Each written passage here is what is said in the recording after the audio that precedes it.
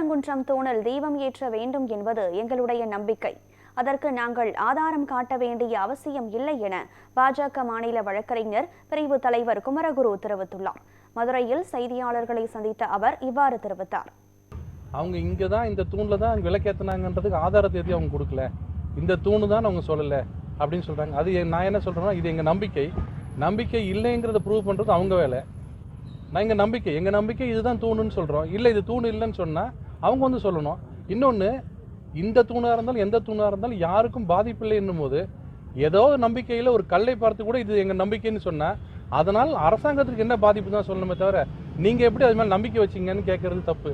நீங்கள் அரசாங்கத்துக்கு என்ன பாதிப்பு? இப்போ இங்கே வைக்கிற தூணில் வைக்கிறதுக்கும் அந்த தூணில் வைக்கிறதுக்கும் அரசாங்கம் சொல்லட்டும். அந்த தூணில் வச்சா தூணே எரிஞ்சிடும், இல்லை ஊருக்குள்ளே இது வந்துடும், நெருப்பு வந்துடும், இல்லை அவங்களுக்கு மனம் புண்படும், எதுவுமே சொல்லலை. மீண்டும் என்ன சொல்கிறாங்கன்னா, நாங்கள் வைக்கக்கூடாது, ரிச்சுவல் கிடையாது. ரிச்சுவல்ஸ்ன்றது நம்ம ஏற்படுத்துறது தான், இல்லைன்னு சொல்கிறது உங்களோட கடமை. ஏற்கனவே ஏற்படுத்தி 300 வருஷமா ஃபாலோ பண்ணுறாங்களா சார்? அதை மீறும் போது தானே கொஸ்டின் பண்ணுறாங்க கோயிலிருந்து. நாங்கள் 300 இயர்ஸாக ஃபாலோ பண்ணுறோம் சார். அதாவது உச்சி பிள்ளையார் கோயில் முன்னாடி எடுத்துறேன்னு சொன்னாங்க. நாம் என்ன சொல்கிறோம்னா, ஒரு பீரியாடிக்கலாக ஒருத்தரையும் மனு போடும்போது அந்தந்த தரப்பில் நீதி அரசர்கள் 1994 96 தீர்ப்பில் வந்து நீதிபதி ஜே கனகராஜ் சொல்கிறாரு, தாராளமாக ஏற்றுங்க, ஒரே ஒரு கண்டிஷன் 15 மீட்டர் தள்ளி ஏற்றுங்க, அதனால் யாருக்கும் பாதிப்பு வராதுன்னு ஒரு நீதியரசர் சொல்கிறாரு. அதையும் மதிக்கிறது இல்லை. 2014 பீஸ் கமிட்டி முன்னாடி 2005 எல்லாரும் சேர்ந்து தர்காலாம் சேர்ந்து தாராளமாக ஏற்றுங்க, எங்களுக்கு ஒன்றும் பிரச்சனை இல்லைன்னு பீஸ் கமிட்டியில் சொல்கிறாங்க. இப்போ நாங்கள் அப்படி சொல்லவே இல்லைன்னு சொல்கிறாங்க.